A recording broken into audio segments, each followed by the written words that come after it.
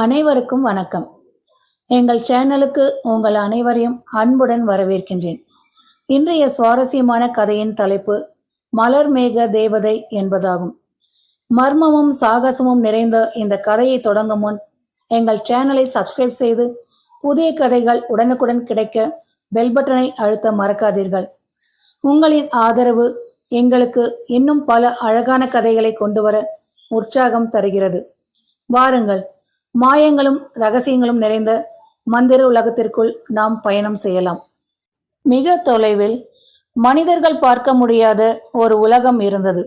அந்த உலகத்தின் பெயர் மலர் மேக நாடு என்பதாகும். அங்கு வீடுகள் மேகங்களால் கட்டப்பட்டிருந்தன. நதிகள் வெள்ளி ஒளியாக ஓடின. இரவு வந்தால் வானத்தில் நட்சத்திரங்கள் மட்டுமல்ல, ஆயிரக்கணக்கான தேவதைகளும் பறந்து கொண்டிருப்பார்கள். அந்த நாட்டில் யாழினி என்ற ஒரு இளம் தேவதை வாழ்ந்து வந்தாள். யாழினியின் சிறகுகள் மற்ற தேவதைகளைப் போல பெரியதாக இல்லை. அவளுக்கு பிரகாசமான மந்திர சக்திகளும் இல்லை. ஆனால் அவளிடம் இருந்த ஒரு விஷயம் மிக அரிய ஒன்றாகும். அது கருணை. யாராவது காயமடைந்தால் முதலில் ஓடி வந்து உதவுவாள். யாராவது சோகமாக இருந்தால் அவர்களை சிரிக்க வைப்பாள். அதனால் சிறிய உயிரினங்கள் எல்லாம் அவளை மிகவும் நேசித்தன. ஆனால் சில தேவதைகள் அவளை இகழ்ந்தனர். மந்திரம் கற்றறியாத தேவதை, இவள் எப்படி ஒரு நாள் பெரிய தேவதையாக போகிறாள் என்று சிரித்தனர். யாழினி சோகப்பட்டாலும் ஒருபோதும் கோபப்படவில்லை. ஒரு நாள் மலர் மேக நாட்டில் பெரிய திருவிழா நடந்தது. அந்த விழாவில் தேவதை ராணி ஒரு அறிவிப்பு செய்தாள். இன்று முதல் எங்கள் உலகத்தை காப்பாற்றும் அடுத்த காவலர் தேர்ந்தெடுக்கப்படுவார் என்று. அனைத்து தேவதைகளும் உற்சாகப்பட்டனர். ஏனெனில் அந்த காவலருக்கு உலகின் மிக பெரிய மந்திர சக்தி வழங்கப்படும். ஒவ்வொருவரும் தங்கள் திறமைகளை காட்ட ஆரம்பித்தனர். ஒருவர் வானத்தில் நெருப்பு மலர்களை உருவாக்கினார். மற்றொருவர் கடலை போல மழையை உருவாக்கினார். இன்னொருவர் 1000 பட்டாம்பூச்சிகளை மந்திரத்தால் உருவாக்கினார். அனைவரும் கைத்தட்டினர். யாழினி மட்டும் அமைதியாக நின்றாள். நீ என்ன செய்ய போகிறாய் என்று ஒரு தேவதை கேலி செய்தாள். யாழினி மெதுவாக சிரித்தாள். எனக்கு தெரியவில்லை என்றாள்.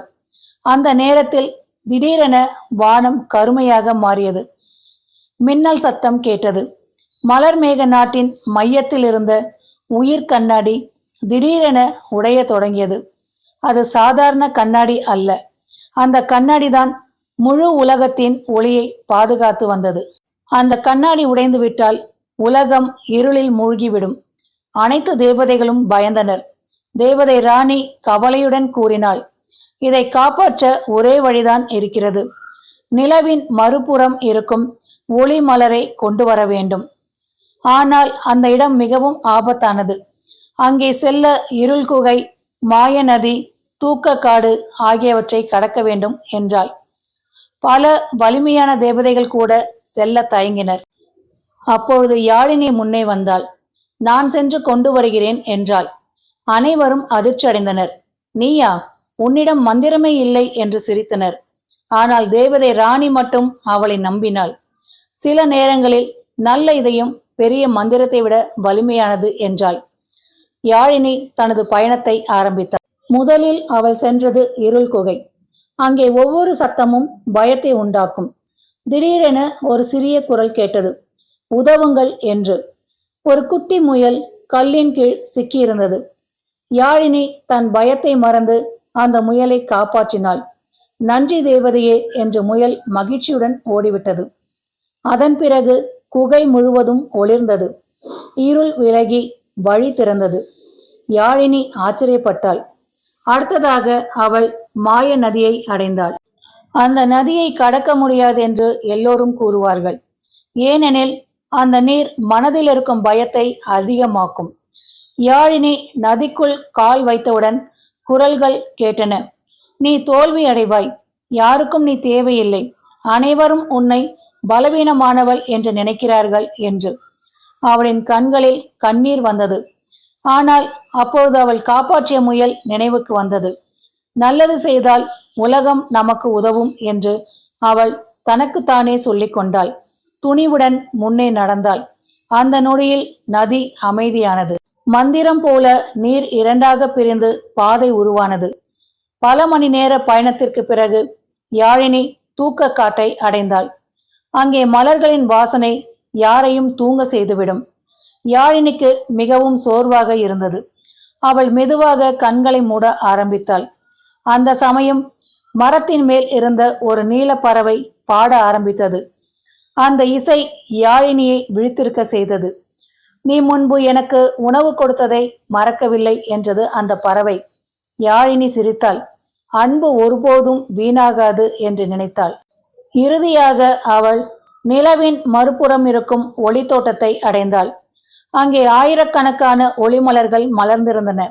அவற்றின் மிக பெரிய ஒரு மலர் தங்க நிறத்தில் ஜொலித்தது. யாழினி அதை எடுக்க முயன்றபோது ஒரு பிரம்மாண்ட காவலர் அங்கு தோன்றினார். இந்த மலரை எடுக்க தகுதி உள்ளவரா நீ என்று கேட்டார்.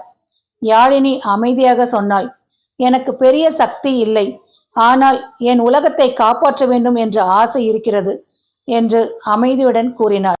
காவலர் சிரித்தார்.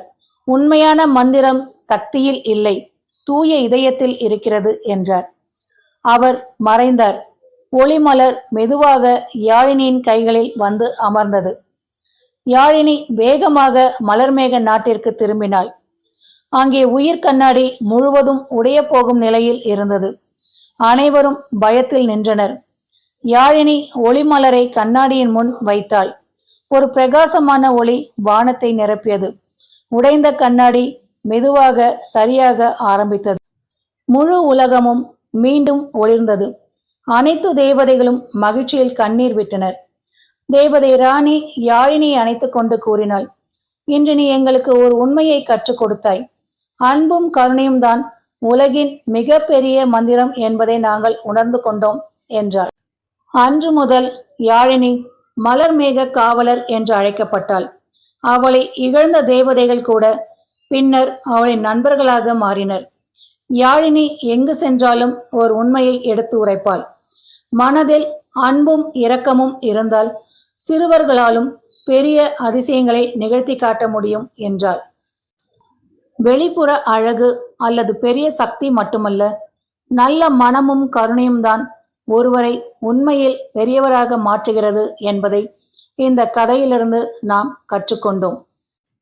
இந்த கதை உங்களுக்கு பிடித்திருந்தால் வீடியோவை லைக் செய்து ஷேர் செய்யவும் மறக்காதீர்கள். மேலும் இது போன்ற அழகான தேவதை கதைகளுக்காக எங்கள் சேனலை சப்ஸ்கிரைப் செய்து பெல் ஐக்கானை அழுத்துங்கள். மீண்டும் ஒரு புதிய கதையுடன் உங்களை சந்திக்கின்றேன். நன்றி.